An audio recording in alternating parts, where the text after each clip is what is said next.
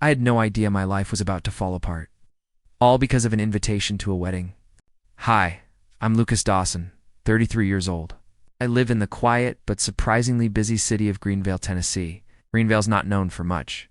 The kind of town where everyone knows everyone's business, but nothing ever really changes.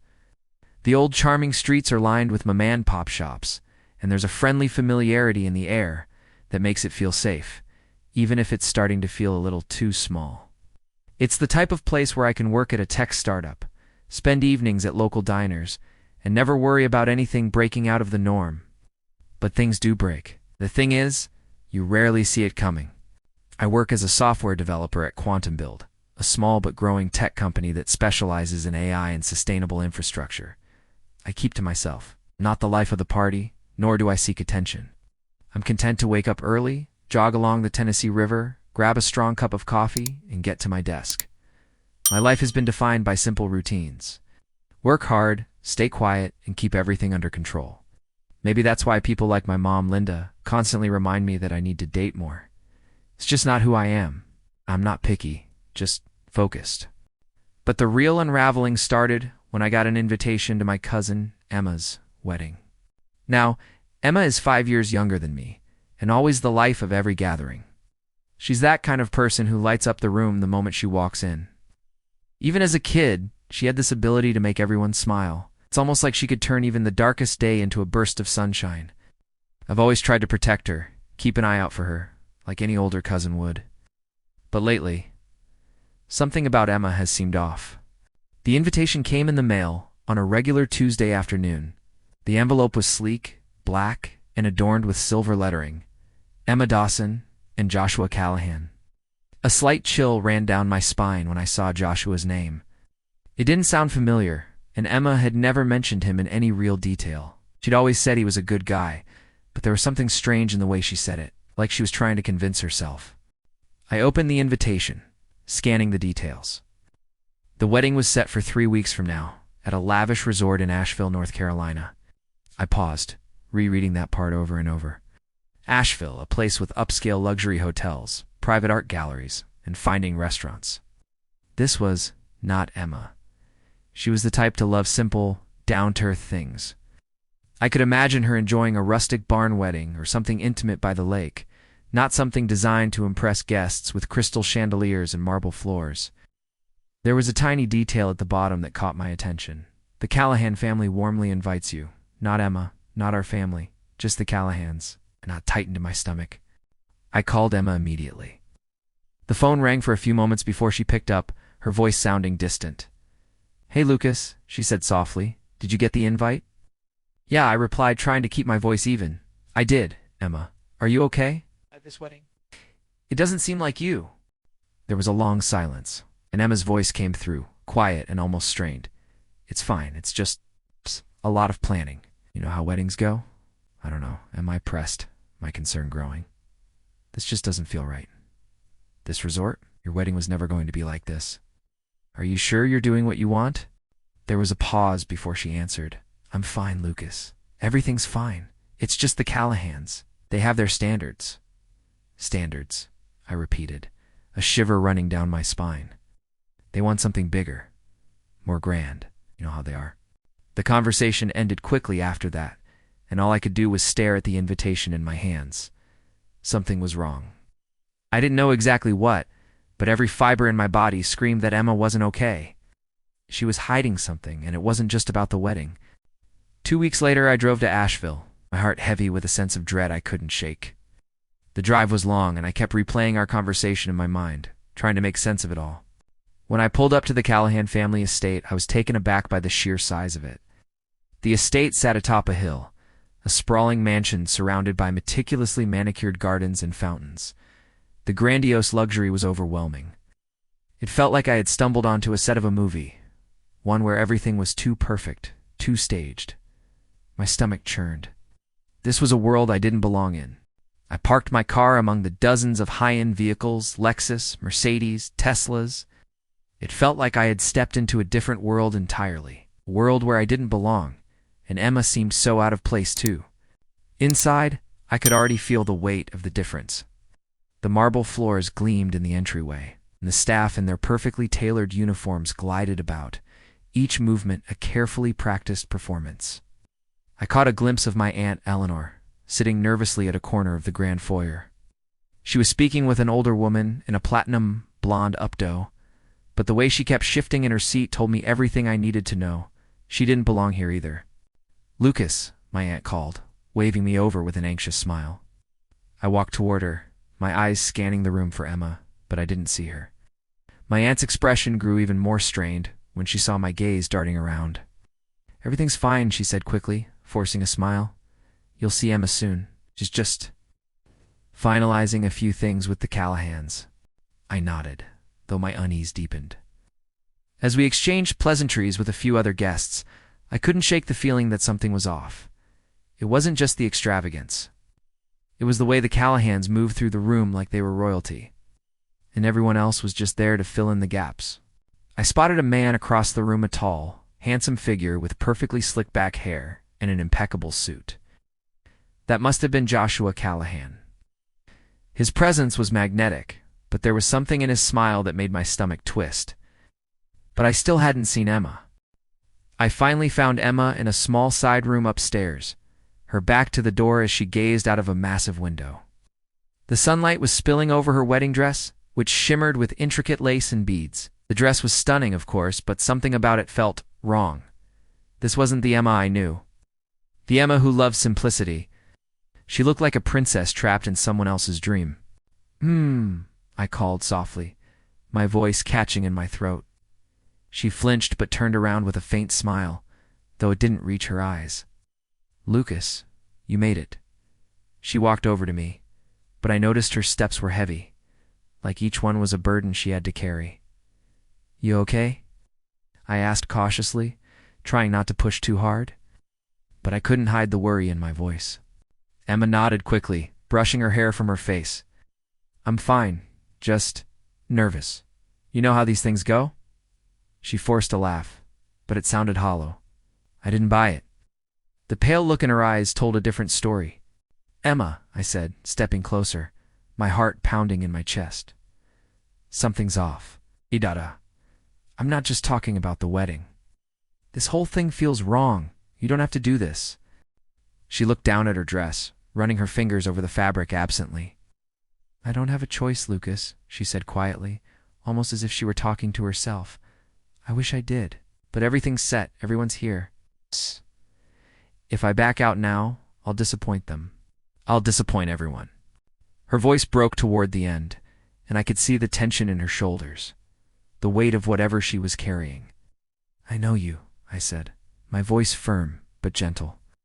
"You would never let anyone force you into something like this. Emma, what's really going on?" For the first time, her expression faltered. She glanced toward the door as if checking for someone. Her lips trembled slightly before she spoke, her voice barely a whisper.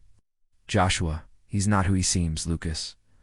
I think he's hiding something. His family's all about appearances, and I feel like I'm just another part of their plan, but it's too late to back out now. You're expecting too much." I felt my pulse quicken. "What do you mean? What's he done to you?" She hesitated, then looked me in the eye. "He's controlling Lucas. He doesn't let me make decisions about anything about the wedding, my life. Everything is about what the Callahans want, and his mother. Oh God, she's worse than he is. You should have seen the way she talked to me, how she's been, pushing me into this marriage. I don't even know if it's love anymore." My stomach sank, and I took a deep breath. The dots were starting to connect. The lavish wedding, the coldness of the Callahan family, and now Emma's broken words. I could feel the pieces of a darker picture falling into place.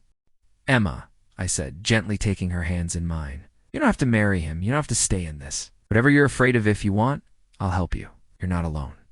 Her eyes filled with tears, but she blinked them away quickly. "It's too late, Lucas. I don't want to disappoint Mom and Dad. I don't want to be the failure. I don't even know what I want anymore." The tears she had been holding back began to fall. I pulled her into a hug, feeling the weight of her grief settle between us. I knew Emma, and I knew she didn't want to feel trapped. She was strong, she was kind, but this wasn't the life she had dreamed of. "I'm here for you," I whispered, my voice steady. I'll help you figure this out. You don't have to do this alone, okay? We'll figure it out together. I didn't know what was going to happen next. I knew one thing. Emma wasn't going to marry Joshua Callahan today, not if I had anything to do with it. The wedding ceremony was approaching, and the whole estate seemed to buzz with excitement and tension. I stepped out of the room with Emma, who had wiped her eyes, trying to put on a brave face. But her every movement betrayed her unease. We made our way down the grand staircase, and as we entered the vast over-the-top ballroom, I could see the opulence of the place weighing down on both of us. The golden chandeliers glistened overhead, and guests in expensive gowns and suits chatted animatedly, oblivious to the emotional turmoil unfolding behind the scenes. Emma was supposed to be the star of this day, but I could see it in her eyes. She wasn't living it. She was barely existing in it. I spotted Joshua, standing tall and confident at the altar, surrounded by his family. His smile was perfect, but his eyes. I could feel his eyes calculating, assessing, watching everyone like they were beneath him. His mother, Callahan, was standing beside him, her expression cold and controlling, eyes sharp with scrutiny. She noticed me immediately, and her eyes narrowed, but I didn't care. I wasn't here for them. I was here for Emma. As we reached the altar, the officiant stepped forward, and the ceremony began. The music played softly, but to me, everything felt suffocating. I watched as Emma took her place beside Joshua, her face pale and distant. Her hands trembled, but she gripped the bouquet with a kind of desperation, as if holding on to the last bit of control she had left. The room felt like it was closing in on me. I couldn't let this happen. Not like this, Emma, I called out, standing up and making my way to the front. The room fell silent. Every eye turned to me, but I didn't care. I had to say something. This isn't right, I said, my voice carrying through the stunned silence. This is not the life Emma wants. She's being forced into this. She doesn't deserve this. The crowd murmured in confusion, and Joshua's smile faltered. Clarissa's face turned crimson, but I kept my focus on Emma. She looked at me with wide eyes, a mixture of fear and relief flashing across her face. I knew what I had to do. I held out my hand to Emma, my voice steady but strong. Come with me. You don't need this. You're not alone. Emma hesitated for a moment, her gaze flickering between Joshua, his mother, and me. The whole room seemed to hold its breath, waiting for her to make a decision. I saw her hands tremble, and then something shifted in her expression. It was a flicker of recognition, a glimpse of the strength I knew was still inside her. Without a word, she took my hand. The crowd gasped as we turned and walked out of the ballroom. I could feel the stares burning into our backs, the whispered judgments, but I didn't care. I only cared about getting Emma out of there, out of that suffocating place, out of the control that had been placed over her life.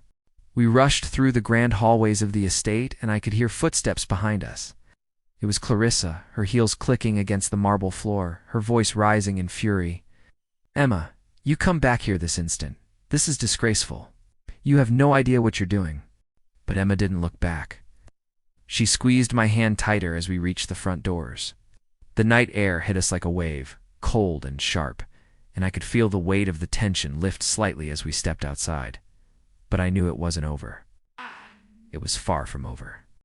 I led her to the car I had parked out front, the engine still warm from the drive.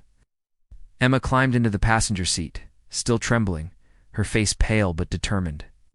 I could see the fight in her eyes now, the person I hadn't seen in weeks.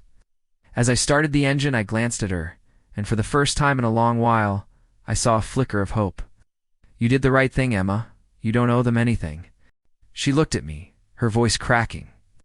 I was so scared, Lucas. Scared of disappointing everyone. Scared of what they would do to me if I said no. But I don't want to live like that anymore.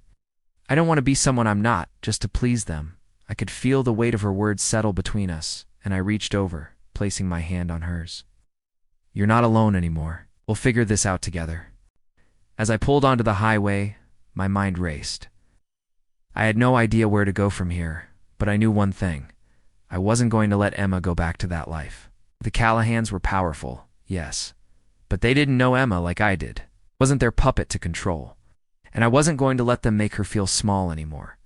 The drive back to Greenvale felt like it took hours, Every moment of silence in the car was filled with thoughts, questions, and an underlying fear of what might come next.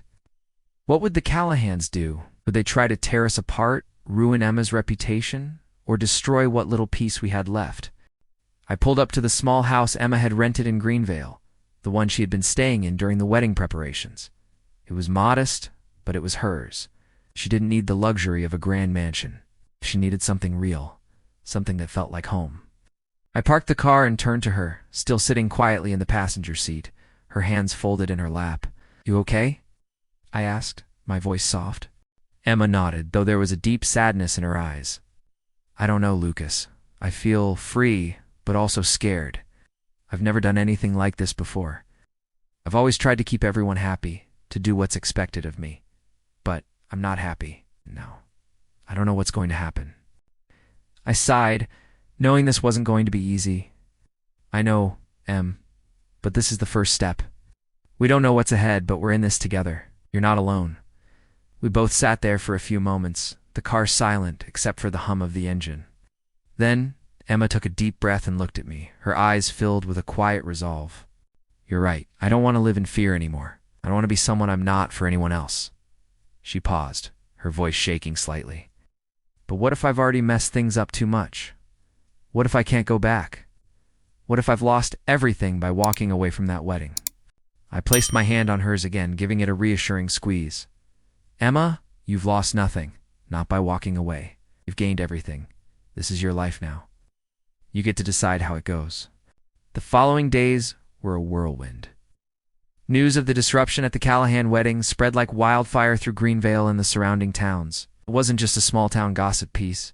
No, it quickly made its way into the local news. Family drama at Callahan wedding. Bride's escape stuns guests. Clarissa Callahan didn't take kindly to the scene I caused, and the Callahan's lawyers made sure to send threatening letters to our family.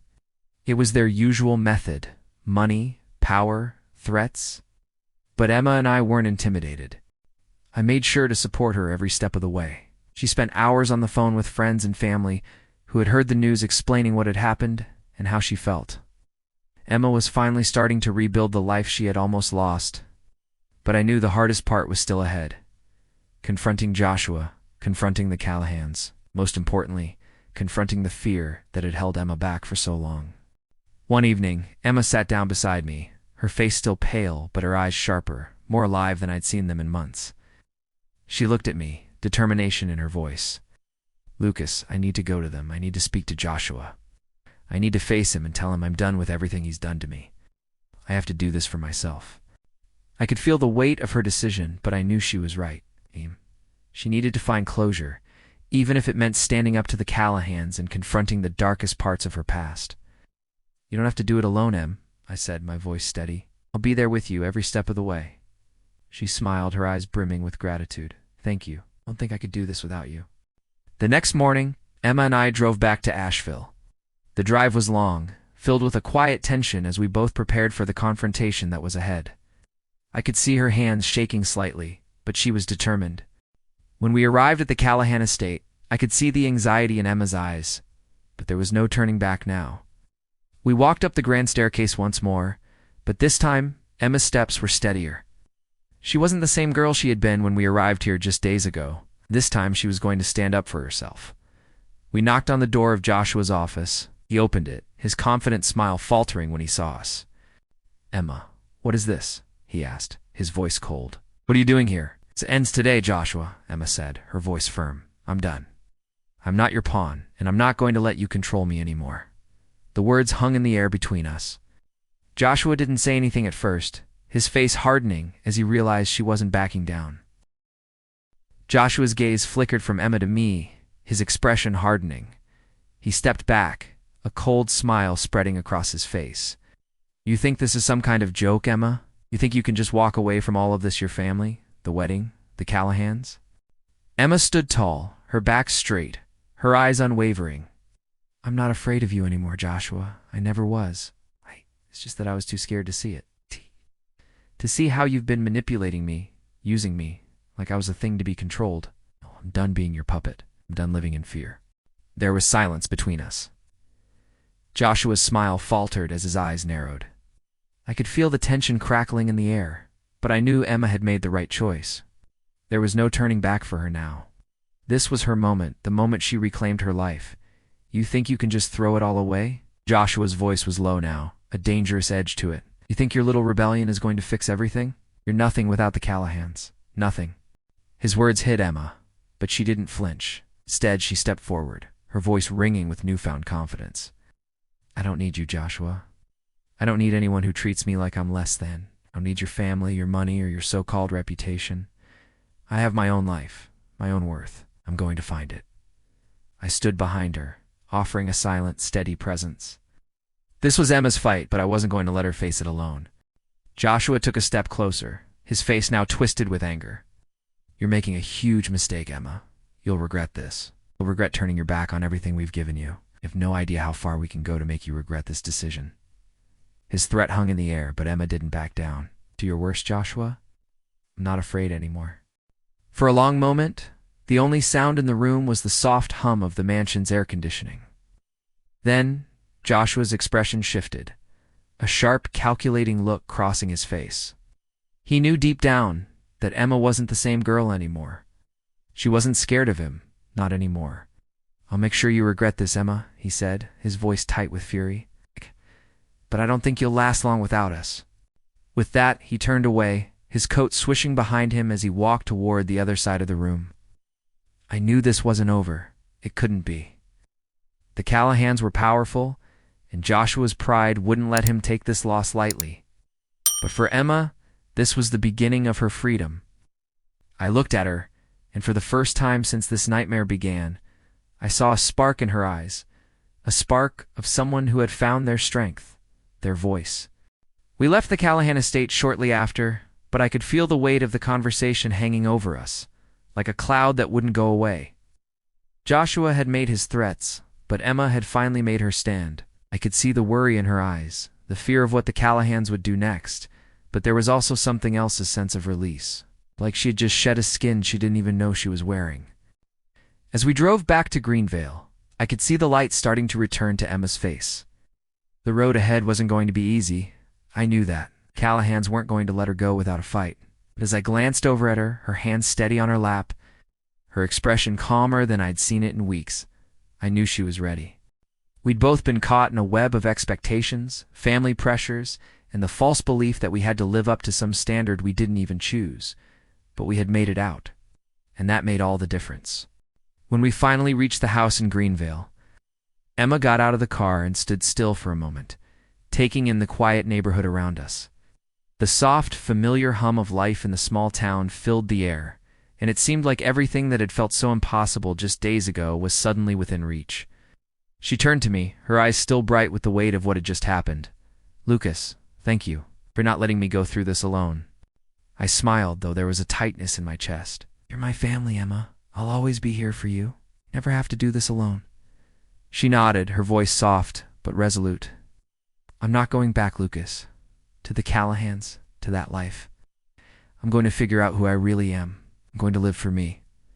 I couldn't help but feel a sense of pride swell in my chest. Emma had taken the hardest step, and now she was free. But freedom comes with its own set of challenges. The following weeks were filled with uncertainty, as the Callahans tried everything they could to intimidate us. Lawyers sent threats, calling it a family matter that needed to be resolved. But Emma stood firm, and with every passing day, I saw her grow stronger.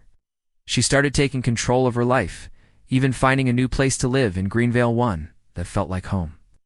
A small, cozy apartment where she could be herself without the pressure of the Callahans hanging over her every move.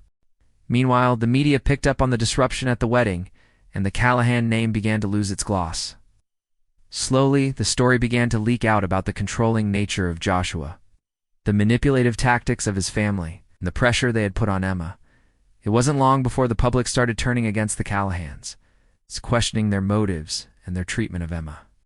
But for me and Emma, the most important thing was the quiet moments, the times we spent sitting together, talking about the future, about what we wanted for ourselves. Emma started finding joy in the small things, decorating her apartment, cooking simple meals, and even picking up a hobby she'd always wanted to try, painting. One evening, as we sat on the couch, sipping tea, Emma turned to me, a small but hopeful smile on her face. "Lucas, I'm starting to feel like myself again. I don't think I could have done this without you." I smiled back, my heart warm. "You did all the hard work, Em. I just reminded you of what you already had inside you, and that was the truth." Emma had always had the strength to break free. She just needed someone to remind her of it. As time passed, the Callahan's power started to wane.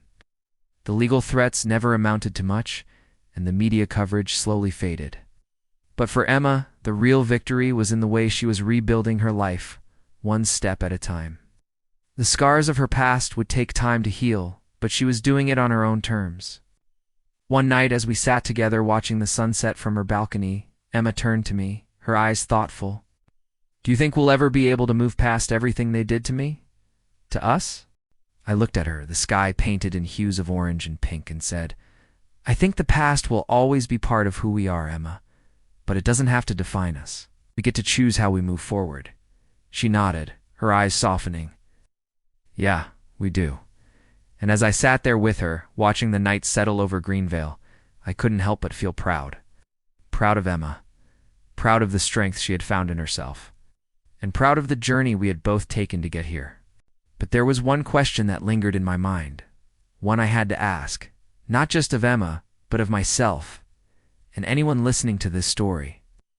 If you were in our shoes, would you have had the courage to stand up against the world and fight for what you believe in? Or would you have stayed silent, afraid of the consequences? I'm curious to hear your thoughts. Leave a comment and share your story with me, because sometimes the bravest thing we can do is speak the truth, no matter how hard it may be. The days after the confrontation at the Callahan estate felt like a strange kind of calm after a storm. Life in Greenvale had returned to its quiet rhythm, but something had changed. Emma and I were both different people now. It was like we'd both been reborn from the chaos shaped by everything we'd been through. Emma found herself again, slowly but surely. I watched her settle into a life she had long denied herself one of her own making. She got a small job at a local art gallery, a place she had always dreamed of working at. The work wasn't glamorous, but it gave her a sense of pride. She had her own space, her own independence, and most importantly, she had peace. For the first time in years, I saw her genuinely smile. Not the forced smiles she used to give for others, but a smile that came from deep within. I was there for her, always. But the weight of our family, our parents, still loomed over us. I could feel it. They had stayed quiet during the whole ordeal with the Callahans, offering little to no support when Emma needed it most. I understood their fear, how they had been raised to believe that family reputation came first. But deep down, I couldn't shake the feeling that they had abandoned Emma. Emma, on the other hand, had made her peace with them more. At least she was trying to. It was a cold autumn afternoon when the phone call came. It was my mother, Linda. Her voice, as always, trembled with a mixture of nerves and regret. "Lucas, we need to talk about Emma. We've been thinking about everything, and we realize now that we made a mistake. We should have stood up for her. We should have supported her, not just watched from the sidelines." I didn't know what to say. I'd spent months angry at them for their silence, for their inability to see what Emma had been going through. But I could hear the remorse in my mother's voice, and for a moment, I felt the tension ease from my chest. Maybe, just maybe, there was room for healing. I put the phone down and walked over to Emma, who was sitting at the kitchen table, flipping through some old family photos. Her face was thoughtful, but when she saw me, her expression softened. "What's up?" she asked, her voice light, but I could tell she was curious about the seriousness in my face. "It's Mom," I said, hesitating.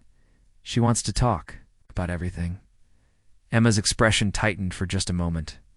The anger she had felt toward them, the hurt, was still there, buried deep. But she nodded, taking a deep breath. "I'll listen to them. I don't know if I can forgive them, Lucas, but I'll listen." I didn't push her. This was her decision. All I could do was stand by her, like I always had. The meeting with our parents took place a week later, in our old family home. My mother had insisted on coming to Greenvale to meet with Emma. My father, as usual, was quieter, reserved, but I could see the same sorrow in his eyes. It had been a long time since we'd all sat in the same room together. It felt like a lifetime, yet at the same time, it felt like nothing had changed. We gathered around the dining table, me, our parents. There was an awkward silence at first. My mother fidgeted with a napkin, trying to find the right words, but it was clear she was struggling. She finally began, her voice soft but earnest. I want to start by saying, I'm sorry, we were wrong. We should have seen what was happening. We should have been there for you, stood by you, but we were afraid. We were afraid of losing everything we thought we had: our reputation, our place in the world. I watched Emma closely as she processed my mother's words. I could see the walls she had built up, the armor she had worn for so long, start to crack just a little. I know we can't change the past, Emma, my father added, his voice low. We can be better from here on out. We've failed you. Dowd. But we're asking for a chance to do better. To be the parents you deserve. The words hung in the air, thick with years of regret and unspoken emotions. Emma was silent for a long time, her eyes searching for something in their faces. Some sign that they truly understood the weight of their actions. Finally she spoke, her voice quiet but firm. I don't know if I can forgive you right away. It's going to take time. But I need you to know something, and I need you to really understand it. You can't control my life anymore. You can't make decisions for me. I've spent too many years trying to live up to your expectations, and it almost broke me. I can't go back to that. There was a long pause. My parents both nodded, their faces etched with sorrow. They had heard her, really heard her. We won't try to control you, Emma, my mother said, her voice thick with emotion. We just want to be a part of your life again. We want to support you in whatever you choose. But we'll respect your decisions from now on. I saw the vulnerability in my mother's eyes. For the first time, she seemed to truly understand what Emma had gone through. And for the first time in a long while, I felt the tiniest spark of hope for our family. Over the following weeks, Emma and I took the time to rebuild our relationship with our parents, slowly but steadily. It wasn't perfect, and it wasn't easy, but it was progress. I started spending more time with them, though she still kept her distance when it came to certain family gatherings. They had a long way to go to earn her trust, but at least there was a willingness to try. And as for Emma, she kept moving forward. She started working on her art again, this time on her own terms, not for anyone else. The painting classes she had always wanted to take became a reality. The fear that once held her back had been replaced with something stronger: confidence, peace, and the knowledge that she was the one in control of her future. And me? I was learning to let go of the anger that had consumed me for so long. I no longer felt like I had to protect Emma from the world, because I knew she could protect herself now. I was still her brother, always there for her when she needed me. But I wasn't carrying the weight of her world on my shoulders anymore. She was carrying her own. 6 months later, I was sitting on the porch of Emma's apartment, watching the sun dip below the horizon. Emma was inside, getting ready for a painting exhibit that she had organized with a local gallery. It wasn't huge, just a small showing of her work, but it was hers. Her art, her success, on her own terms. She came outside, dressed in a simple black dress, her eyes shining with excitement. You ready for this? She asked with a grin. I stood up and gave her a hug, feeling her warmth and the weight of how far she had come. I've never been prouder of you, Emma. She laughed, squeezing me tight. Thanks, Lucas. I don't think I'd be here without you. The night was just beginning, and the stars above seemed to twinkle brighter than ever before. As I watched Emma step into the next chapter of her life, I realized something. We'd both been through so much, but we had found our strength, our freedom, and each other along the way. And I knew without a doubt that whatever happened next, we would face it together. And so, the story of Emma's escape, her fight for herself, and her ultimate freedom came to an end. But for me, the journey was just beginning. There would always be battles ahead, but the most important lesson I had learned was that no matter how strong the forces trying to tear you down, nothing could break the bond of family when you stand together. As I sit here, looking at this story I've shared, I wonder, what would you do if someone you loved was trapped in a life they didn't choose? Would you be there for them, even when the world is trying to keep them down? Let me know in the comments.